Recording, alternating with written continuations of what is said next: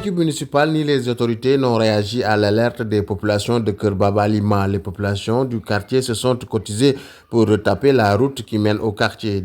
Des populations qui se sentent isolées. Chaque année, il y a des problèmes. Moi, je m'appelle Dr Gaye Abdourahim, président du conseil de quartier de Keur Baba Lima. L'objectif de cette rencontre, c'est comme vous le voyez, nous avons des problèmes avec notre route. Pendant l'hivernage, nous sommes obligés de faire plus de 7 km de contournement sur environ 2 km. Les populations sont réveillées maintenant pour mettre en place un système de cotisation et de bénévolat, récolter quelques sommes d'argent afin de faire le rembrayage de cette route-là. Ouais. Nous vivons un état de délabrement avancé, c'est tout. Ouais. Chaque année, il y a des problèmes pour la traverser. Les gens font des tours. Et il y a des problèmes aussi au niveau avec les voitures. C'est ça l'objectif de cette rencontre. Nous avons pu collecter plus de 1 million et quelques pour acheter des camions et aussi louer de logistique pour permettre ça en place. C'est ça l'objectif de cette journée-là. C'est très coûteux, ça existe depuis presque les 75. Ce sont nos parents qui avaient mis en place cette initiative. Ils avaient cotisé, n'est-ce pas? Entre-temps, il y avait des réflexions, mais ouais, comme vous le voyez, nous sommes une population de plus de 3000, avec plus de 300 foyers. Donc, cette route constitue vraiment un enclavement pour la population de Keur Baba. Franchement, ça constitue un enclavement. Pour les difficultés dans la localité, comme vous voyez aussi, vous avez les problèmes d'éclairage, nous avons des problèmes de sécurité. Nous vivons une insécurité totale au niveau de l'électricité. Le transport qu'on avait ne parvient plus à alimenter la population. Parce qu'entre-temps, il y a une augmentation des foyers. Donc, très souvent, il y a des délestages. Du matin au soir. Nous réclamons aussi une extension. Nous l'avons déposée depuis presque l'année passée. Pendant le GAM, nous avons rencontré le chef d'agence et nous avons mis en rapport avec le chef de réseau. Mais jusqu'à présent, ça tarde. Surtout avec le chef de réseau. Nous avons des difficultés avec le chef de réseau. N'est-ce pas? Il y a des problèmes. Parce qu'on nous avait donné notre accord depuis. Mais jusqu'à présent, ça traîne. Et, ouais. La maison que vous voyez, depuis, on avait laissé cette maison plus d'une semaine parce qu'il y avait un serpent qui était à l'intérieur, n'est-ce pas? Il a fallu maintenant faire des démarches pour que le gars puisse maintenant revenir à sa maison. Donc, ouais. J'ai même envoyé des messages dans ce sens pour dire que maintenant, il y a des cas de vol, il y a des cas d'insécurité. C'est pourquoi maintenant, nous, ce que nous devons faire, c'est de faire des alertes au niveau de la population, au niveau des autorités locales, au niveau des autorités étatiques, parce que ça relève de leurs compétences. Et pour la santé, ouais, actuellement, nous sommes en train de construire une maternité. Nous sommes au niveau de la phase de rasement. Et voyez, nous avons une case de santé. Alors on a une population de plus de 3000. Donc, il nous faut au moins une poste de santé, n'est-ce pas, dans ce sens. Et voyez, le logement de la sage-femme. Derrière, il y a la clôture. Si vous voyez la clôture, ce sont des pailles. Ce qui est presque inhumain. Et elle est obligée de rester là-bas en tant que femme.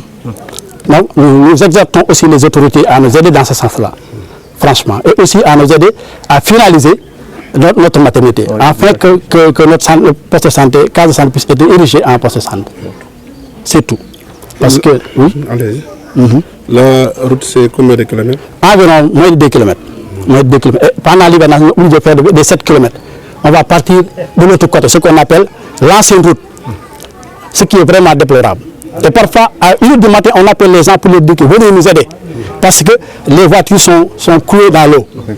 Alors qu'ici, ça ne fait même que 2 km. Il faut que nous nous aidons.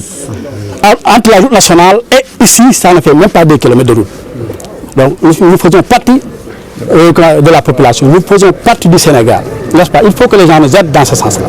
C'est ça l'alerte que nous lançons, c'est ça l'appel que nous lançons envers les autorités et envers aussi les autorités étatiques. N'est-ce pas? C'est ce message-là que nous voulons maintenant lancer pour aider aussi les populations à sortir dans des encombrements. C'est ça. Et aussi, il y a des problèmes au niveau des ordures. Très souvent, ouais, cet espace-là devait être embelli, mais s'il y a des ordures, on ne peut pas mettre quelque chose. N'est-ce pas? Ça devait être un espace public. Mais il faut que les gens nous aident vraiment dans ce sens-là. C'est ça, ce message-là que nous voulons maintenant. Tout va mal, la commune? Plus ou moins. Parce que 90%, si tout va mal, donc tout va mal. C'est ça le problème. Ça, on n'en disconvient pas. C'est ça notre principal problème. Nous avons une population jeune, il faut que les gens nous aident à faire sortir plus de 50% ou de 60% vivent dans le transport. Ils ont des voitures, donc ils quittent ici à 4h du matin, 3h du matin. Donc il faut que les gens nous aident dans ce sens vraiment, n'est-ce pas? du mairie ba du autorité yi ñoo jublu ci jafe-jafe yi nga xamante ne ñii dëkkee kër Baba Alima nekk dëkk ca commune bi Tivaouane ñu ngi koy jànkoonteel ñoom ñoo lee ay yoon génn nañu xamle jafe-jafe bi nga xamante ne am nañ ko moo jëm ci yoon bu jëm ci dëkk ba. conseil de quartier bu kër Baba. asalaamaaleykum. maa ngi tudd monsieur Mamadou Diouf dëkk fii si kër Baba Alima. tey lan moo waral seen daje. waaw daje bi li ko waral mooy dañoo am yoon boo xamante ni boo ko see taw oto du mën a fi jaar ndax yoon mi yàgg na ba pare ay kàmb xóotu xóot ba bu tawee ndox mi oto bu ci jaar day yàqu dama ne daanaka bu ñëwee bu tawee yenn taw yi oto yi dañuy obligé def ay contournement ñii di jaar côté Taïba Ndiaye ñii di jaar côté Séréer pour mën a ñibbi si dëkk bi te loolu ay conditions yu doy waar la ndax amul benn sécurité vraiment loolu moo tax tey ji population bi comme xaar nañ ci état bi xaar nañ ci autorité communale bi muy mairie bi te depuis loolu amul réaction nit ñi nag ñi xaaral ñu jéem a trouver solution d'urgence mooy fexe ba au moins ñu fatt kàmb yi wut ay xeer def ko ci ba oto yi mën ci jaar ci nawet bi loolu moo waral effectivement tey ji yéen ñu woo leen fi. loolu kan moo ko def. loolu waaw loolu conseil de quartier bu kër Baba Alima moo ci ànd ak waa dëkk bi yëpp ci initiative suñu benn mbokk mu xalaatoon loolu ñu def ko dajale suñuy xaalis suñu ñaar dërëm suñu ñetti dërëm ba mu mat lu tolloog 1 million et quelque ñu jënd ko ay camion xeer lii suñu pelle pour mën ko defar mais nag avant ñu koy def aussi képp koo xamante ni autorité nga moo xam autorité communale la wala autorité administrative yéegal nañ la waaw wax nañ leen aussi pour ñu jàppale ñu ci mais amuñ ci benn réaction wax dëgg yàlla. yoon bi fii ak route nationale bi.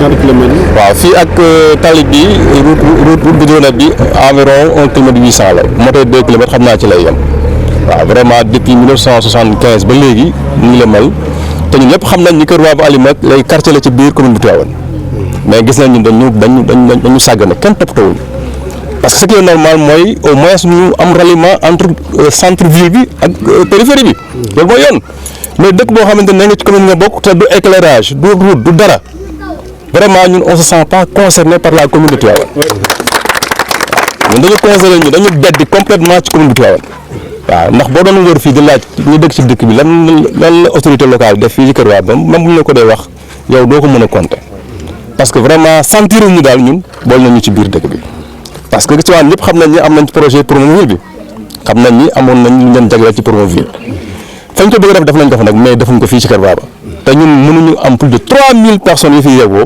plus de presque ay 200 voitures yu fi dëkk di fi jóge tous les jours di dem ci biir centre ville bi gis ngeen tataay fi jaar sax te ci ay kàmb lay jaar di ñëw loolu mu du yoon te lépp nag la ko waral mooy boddante bi ci am ci diggante ñi nga xam ne ñoo dëkk ci périphérie bi ak ñi dëkk ci centre bi waaw ñu nekk en tête nag on peut considérer que mooy les autorités administratives communales parce que problème bi ñoom ñëpp xam nañ ko waaw ndax ñun fii dañu am conseil de quartier boo xamante ne chaque fois dañuy bind di leen yóbbu di leen rencontrer dina expliquer problème bi kon xam nañ ko yëg nañ ko kër waa mën nañu wax ni daal mën nañu wax ni màgget gu feebar la foo laa day métti ni ñu ko waxee ci tali bi noonu nga mën a waxee également ci wàllu santé bi yéen sànq du ngeen ba gis poste de santé bi dañoo fa gis noonu mooy maternité bi ñu tabax loolu population yi aussi ñoo cotiser seen xaalis pour defar ko encore une fois ngeen def également ambulance boo xamante ne diaspora bu kër Baba ñoo cotiser indi ko fi kon li fi nekk rek waa dëkk bi ñoo ko fi indi mais du benn autorité locale. courant bi tamit day xeeb. waaw courant bi tamit gis nga courant bi dañ ko fi defaree ak léegi extension déjà 2007 ba léegi amul benn extension ci diggante bi mën nañu dëkk bi yokku na plus de 400 mètres sur tous les bords nag moo xam nord sud est mais jusqu'à présent nit ñooñu ci lëndëm lañu dëkk parce que courant bi àggul foofu bi ci des mooy transfert bi dafa faible transformateur bi dafa faible léegi courant bi day coupé pas possible matériel yëpp yàqu na appel nañu nag à chaque fois les autorités compétentes ak ñi nga xam ne ñoo gérer courant pour ñu régler ko mais depuis loolu aussi amul benn réaction vraiment ñu ngi woo képp koo xamante ni mën nañu si jàppale moo xam les autorités étatiques ca kaw commencé par le président Diomaye wàcc ba ci premier ministre Ousmane Sonko ak ministre bi nga xam ne ñoom ñoo yore lu jëm ci wàllu yoon yi ak ñoo yore santé ak ñi nga xam ne également ñoo wàllu affaire assainissement yi parce que gis ngeen également mbalit mi nu mu mel fii mënuñu bokk ci commune bi également te amul benn système de ramassage des ordures ba léegi ñun mbalit dañuy sën lañu sànni sën bu ñu ko fa dajalee ba mu nekk jógu ñu ñëw taal ko loolu c'est pas normal te ñu bokk ci commune bu Tivaouane